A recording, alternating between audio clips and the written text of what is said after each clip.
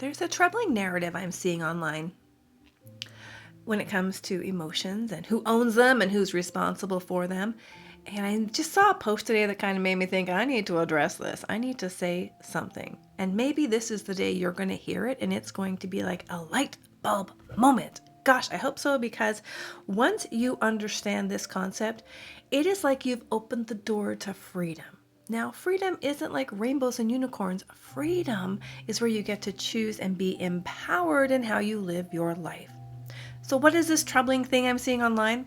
There's a long-standing narrative, posts, pictures, quotes, pushing the responsibility for your feelings onto somebody else.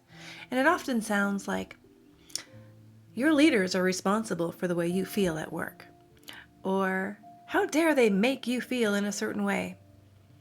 Here's the troubling part. When we take our feelings and externalize them and make them somebody else's problem to solve, you become a victim. Totally disempowered. You no longer have choice. You no longer have decision. You no longer have agency. You no longer have the ability to process it and figure out what you want to do next, because you have made that somebody else's responsibility. And what happens is we sit here in that stink of all those feelings, waiting for someone to change.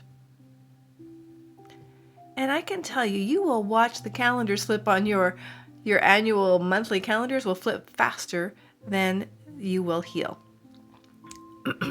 Now, here's what's true.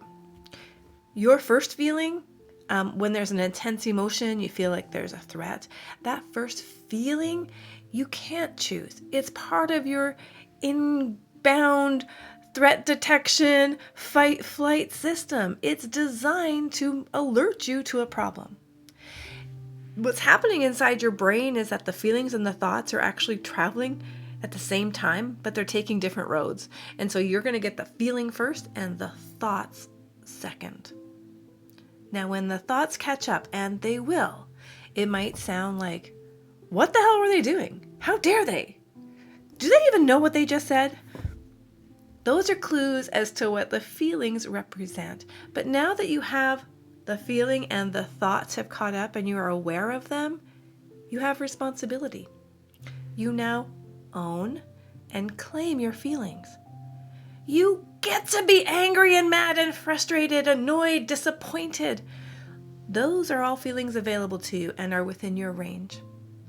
You also, when you decide what you want to do with those feelings, can choose to be bewildered, can choose to be curious, like what the heck was behind that?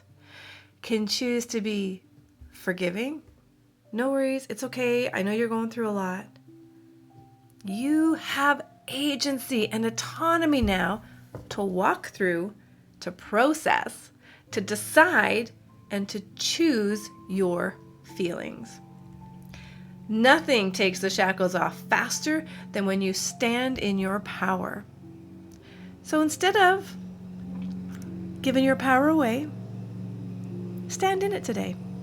And when you feel those uncomfortable feelings, ask yourself, what am I choosing this feeling for? Actually, first, if you could name the feeling, that's very helpful. If you can't, go find an emotional wheel. They're free online. There's tons of them. And get a little bit clearer on the feeling you are choosing, and then ask, what makes this the feeling I'm choosing today? And is this where I want to stay? And what do I want to do with it?